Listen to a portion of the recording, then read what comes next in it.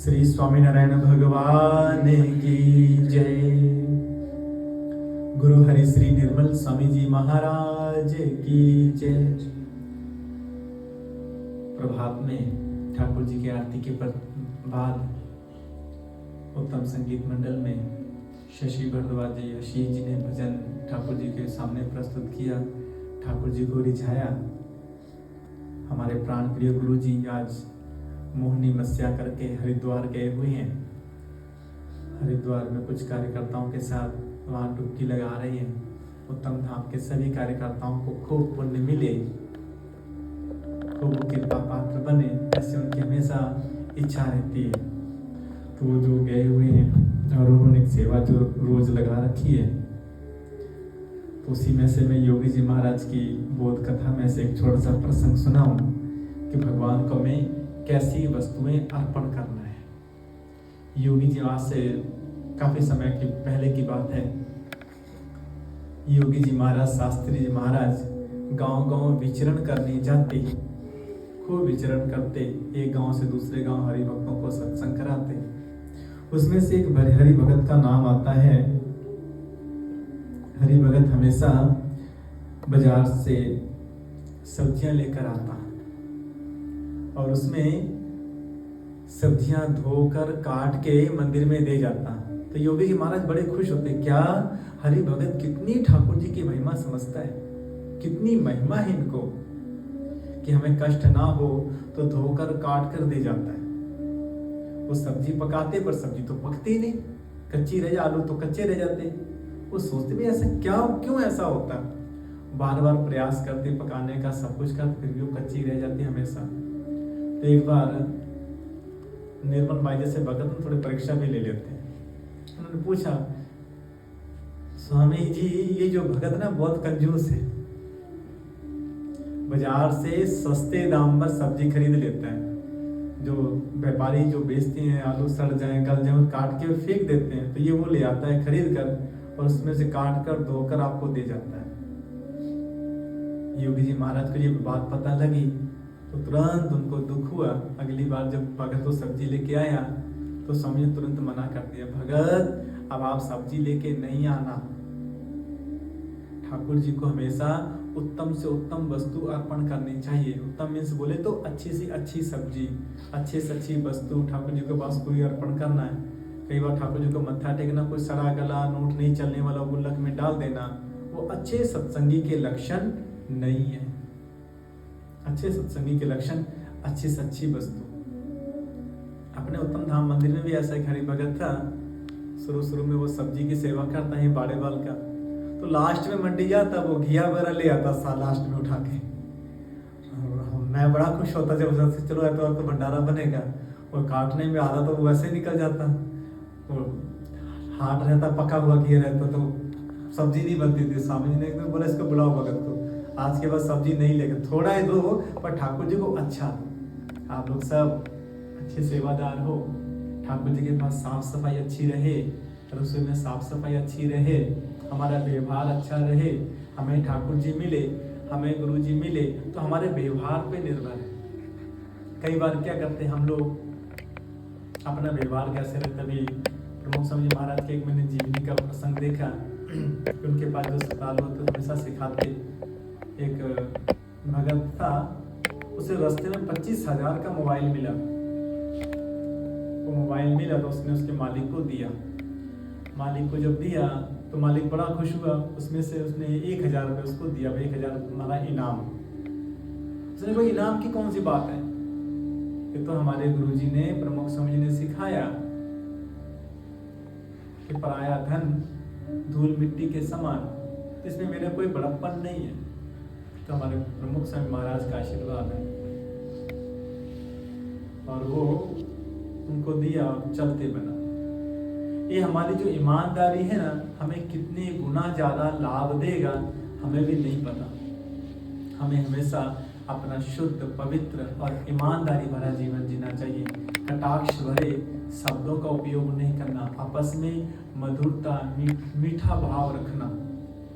मैंने देखा हमारे मंदिर में भी एक विनोद जी थे, सलीम टापरी, उनका बेटा मंदिर में रहता स्वामी जी के सानिध्य में, जीके स्टेट में हम लोग किसी घर में गए थे, अब मुझे सर उसका नाम नहीं याद आ रहा है लड़के का।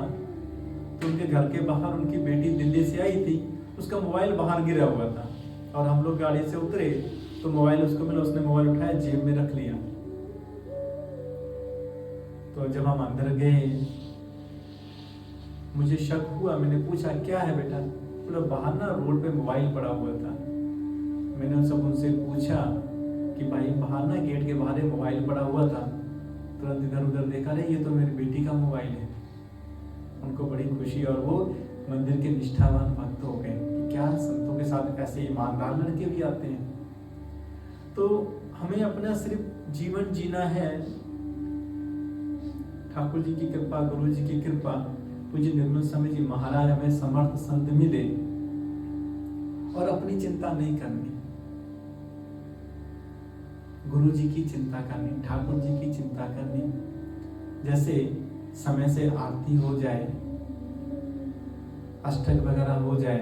अभी जीवन निर्मल भाई आए हुए, ये भी ध्यान दें, जो भी शाम का आरती के बाद, भोग के बाद सुलाने वाला ऐसा कुछ ऑडियो चलाया, धुन लगाए, हम 2-4 लोग बैठे, कोई ना बैठे, हम खुद ही बैठने लग जाए। हमें अपने मन को एकाग्र करना है, हमारा मन स्थिर हो गुरु भक्ति में, गुरु महिमा में, ठाकुर जी की महिमा में।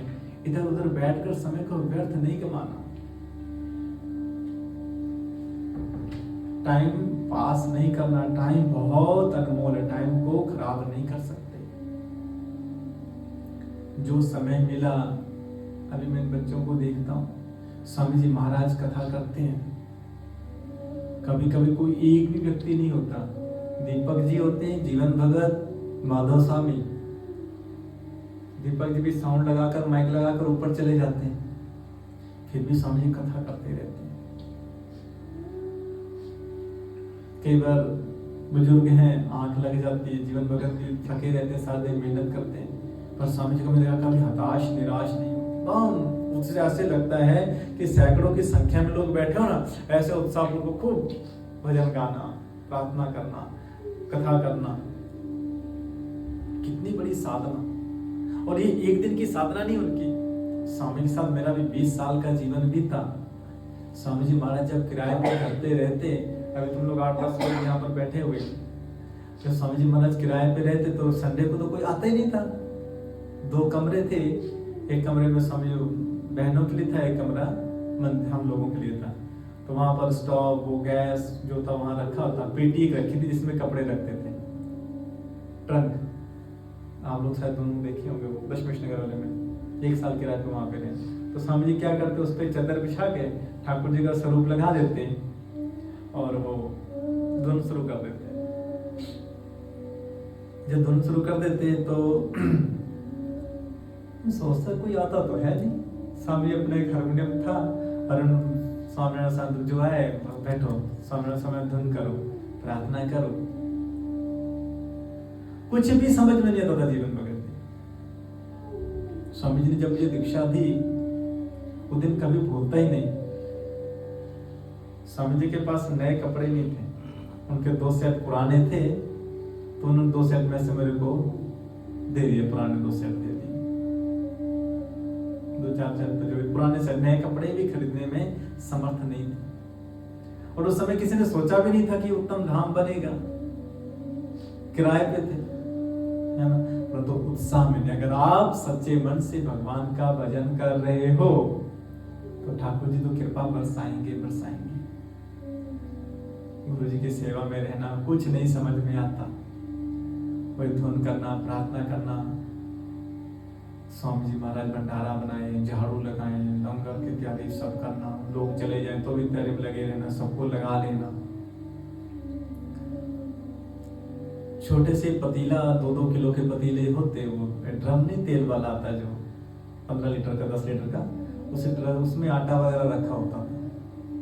और आटा तो क्या, आटा भी नहीं होता था, खाली डिब्बा होता था। कोई आए उसमें से थोड़ा सा 10 किलो की बोरी उसमें रख लेते थे, तो कोई आए उसमें से गूंद कर आटा रोटी बना देना, ठाकुर जी को भोग लगा देना, कभी परोठे बना देना।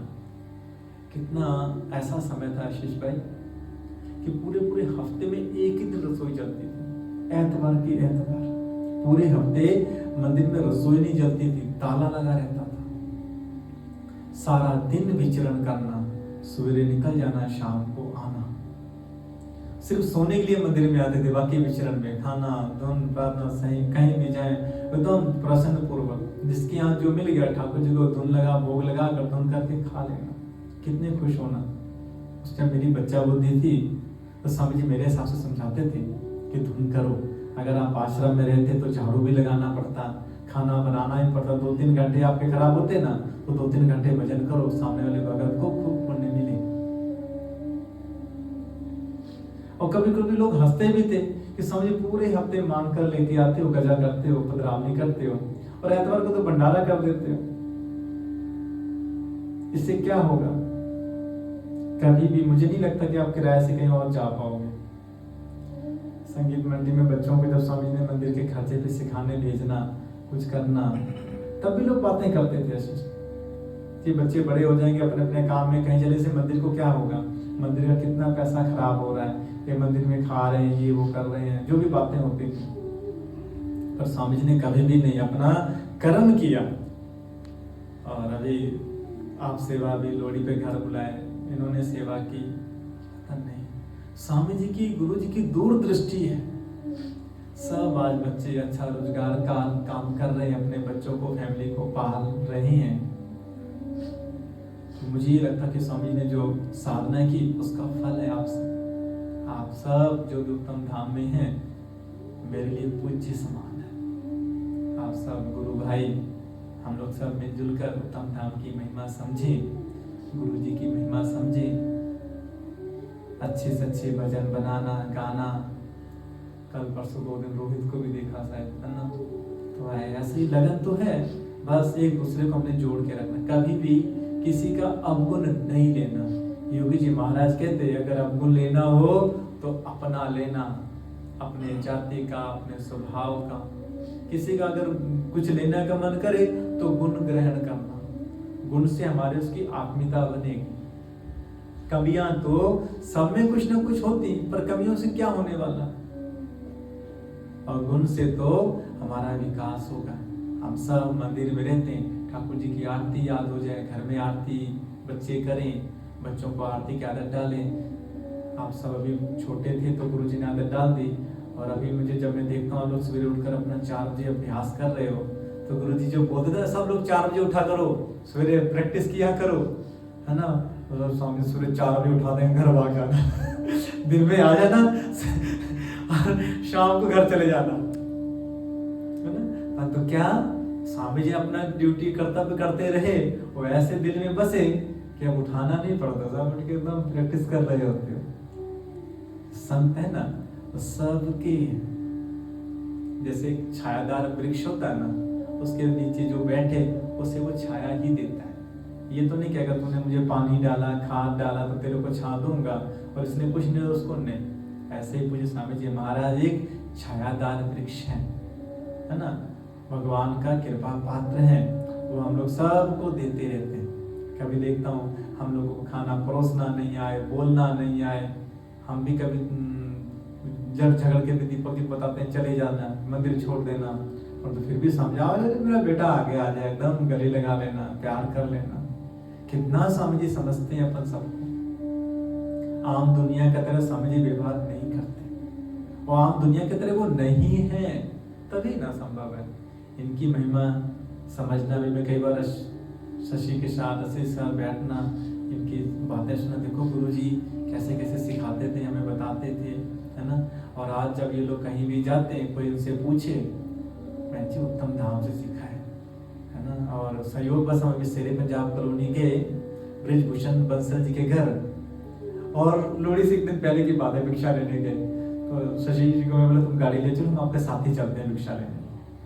लोहड़ी पर उन्होंने कहीं जाना था, 12 तारीख को, तुम लोग 11 तारीख को उनके घर गए, तो बैठे बातें बोलते की, तो उनके धर्म पत्नी बोलते स्वामी जी हमारे ना परिवार में कहीं पे कथा थी या कुछ था, भागवत कथा थी, वहां पे एक लड़का मुझे मिला, वो सब बोलता कि मैं स्वामी ने मंदिर से ही सीखा हूँ। एक्टिव में तो मैं उसके पीछे पीछे लगकर उससे नंबर भी मांगा, तब बड़े धीरे से बोले ये वो लड़का मैं ही था। और कितना अच्छा लगा ना कि पीठ पीछे भी लोग बोले। अपनी बखान अपना मुंह से नहीं करने की जरूरत है, लोग बोले तो वह हमारा जीवन है ना। ऐसे मैंने आशीष जी का देखा, उनके मित्र जोगी जी, वो भी भजन गाते हैं ना, गाना पिछली बार अनुष्ठान में लेके आए, ऐसा सब अचंभा लगी, और योगी आशीष भाई ये सब कैसे चलता है, इतना खर्चा कहाँ से मैनेज होता है। सब ठाकुर जी के पास है। यहाँ जो लोग आ रहे हैं, आप लोग सब बच्चे हो, कोई भी समर्थवान नहीं है, पर तो फिर भी महिमा के हिसाब से सेवा निकालना। अपने घर गृहस्थी तो चलाते हैं ना ओके सोके करके, मतलब कठिनाई हो कुछ करता है, ऐसे मंदिर की भी सेवा निकाल लेना। आप सबकी सेवा से बरकत है, उस बरकत से चलता है ना। कोई तन की सेवा, कोई मन की सेवा, कोई धन की सेवा, किसी ना किसी प्रकार से यहाँ पे लगे रहना, और निस्वार्थ भाव से। आप मुझे पता लगता जो हमारे बच्चे मंदिर में रहे, सेवा किए, आशीष का, शशि का, अजय जी, रवि गांव, सब बस राहुल वगैरह कितने जो भी थे, सब बढ़िया, मतलब बड़े अच्छे सेटअप, जो पढ़ लिख कर MA BA करके जो बच्चे कमाते हो, वो बच्चे सब ऐसे कमाते हैं। पता लगता है स्वामी जी मेरा तो टारगेट एक के नेड़े तेड़े रहता है। अच्छा क्या बड़े बड़े पढ़ लिख कर बड़ी बड़ी डिग्रियां लेकर तो 20-30 हजार में नौकरियां कर रहे हो। मैं बहुत अच्छा सीजन चलता, बहुत अच्छा कर लेता हूँ, है ना। तो क्या संस्कार, गुरु जी ने जो संस्कार दिए, संगीत वाले तो बहुत मिलेंगे, पर अपने उत्तम धाम से बच्चे कोई सुपारी तक, गुटखा तक नहीं खाते, बहू बेटियों का सम्मान करते, तो जहां भी जाते लोग इनको उठा के रखते, है ना।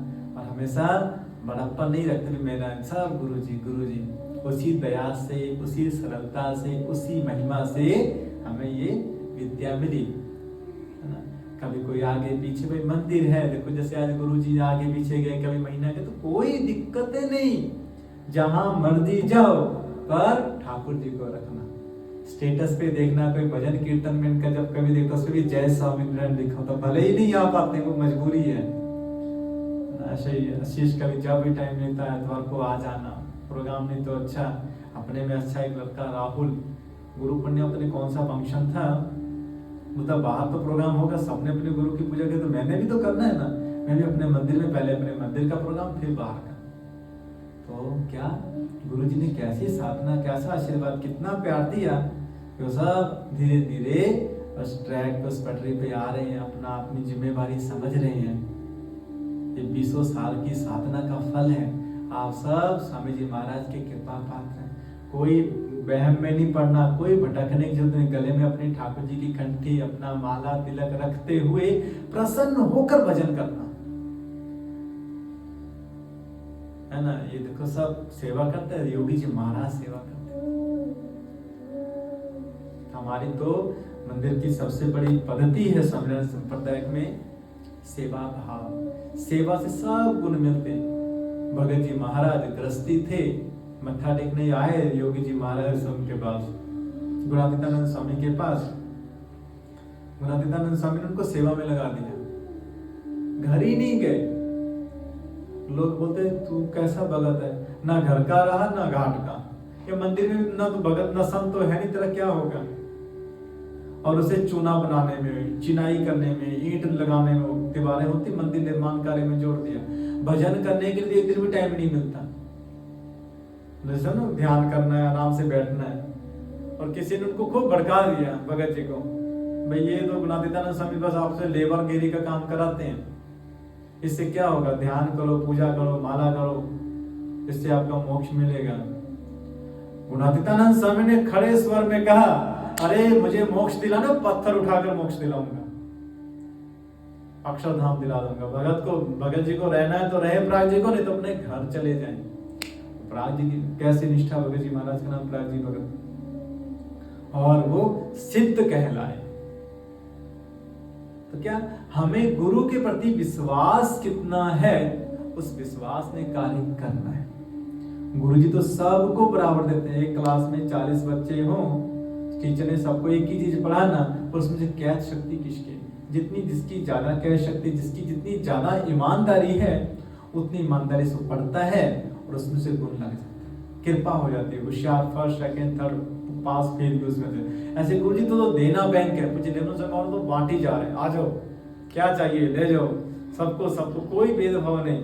पर हमारे अंदर भेदभाव आ जाता है, यार गुरु जी ने उसको ज्यादा बुलाया, मुझे कम बुलाया, कृपा मान लेना, क्या कोई बात नहीं है, मैं तो नए पुराना हो गया ना, मुझे मेरा तो मंदिर है, मेरे तो गुरु जी, कोई आया नए को भी मौका देना, नए को संभलने का मौका देना।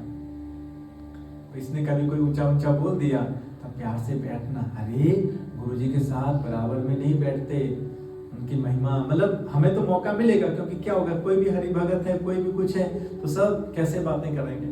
मुझे स्वामी जी महाराज हमारे स्वामी संप्रदाय में है कि साधु की कर लेनी, स्वामी जी महाराज के जितने ही मंदिर में आते हैं सब मेरे साधु हैं, तो आप सबको तो स्वामी जी साधु की तरह मानते थे, गले लगा लेते थे। देखो कितनी कृपा गुरु जी की है कि लोग ना गुरु जी की सेवा करते हैं। गुरु जी ने अपने कैसा अपना माना, आप लोगों को याद होगा, बाल्टी भर भर के देते, चलो नहाओ, है ना, कई बार तो चाय बना के ले आते, चाय पियो, चलो शेयर करने चलो। जो हमें करना चाहिए था वो गुरु जी ने हमारे साथ किया। हमारा कैसा रिश्ता, कौन सा पुण्य है, बगैर पुण्य के उत्तम धाम में रहना सबकी बस का काम नहीं है। उत्तम धाम कोई सेटल नहीं है, अभी सेट हो रहा है, एक ट्रैक पे चल रहा है। जो यहाँ से जुड़े हैं, जिन्होंने उत्तम धाम को देखा है, एतवार को भंडारा करने के लिए भी कुछ नहीं होता है ना, कभी अचार के साथ, कभी कुछ, रसोई में भी ऐसे ही, चलो जो आया रूखा सूखा भोग लगा देना, ठाकुर जी के थोड़ा अच्छा सा बना दो कुछ, बाकी हम लोग तो सब कई बार रात का बना हो ना, गुरु जी रसोई में आते, बच्चे लोग यहाँ पे फेंक देंगे, और रात को सब कूट काट के ढेबरा बनाकर रोटी बना के सबको परोस देते थे, और कितना टेस्टी लगता था, अचार के साथ चाय के साथ खा लेते थे। गुरु जी का कितना प्यार था, मंदिर का एक दाना भी खराब ना हो, कोई रोटी हो, कोई कुछ हो, क्या उसका उपाय लगा, क्या युक्ति लगाया जाए कि वो स्वादिष्ट भी बन जाए, सबका पेट भी भर जाए और सबको अपनापन। मुझे याद है कि जब स्वामी जी ढेबरा बना, दाल सब्जी जो बची थी सवेरे उसमें बनाते थे ना, अगर हमें एक खाने भूख, हम दो खाते थे और बोलते ज्यादा मांग, गुरु जी एक और दो, गुरु जी एक और दो, कितने खुश होते थे ना। तो अब वो समय आगे जो गुरु जी ने हमें दिया, वो आज गुरु जी की महिमा हम सबको गाना है। अच्छे अच्छे गुरु जी की जीवनी बने, किताबें बने, अपना उत्तम धाम का लोगो सिस्टम बने। आप लोग सब इतने बुद्धिजीवी हो, समाज में सब जगह जाते हो, कथा में भाग में सब जगह सब कुछ सुनते हो, उनमें से सबका स्वामी जी ने जब कहा मेरा बेटा मेरे संत, तो आप संत ही हैं, एक कपड़े से कोई संत वाली बात नहीं। अगर संत मान लो दीक्षा दे दिया, कपड़ा दे दिया और हमारा हृदय नहीं बदला तो फिर क्या कर लेंगे।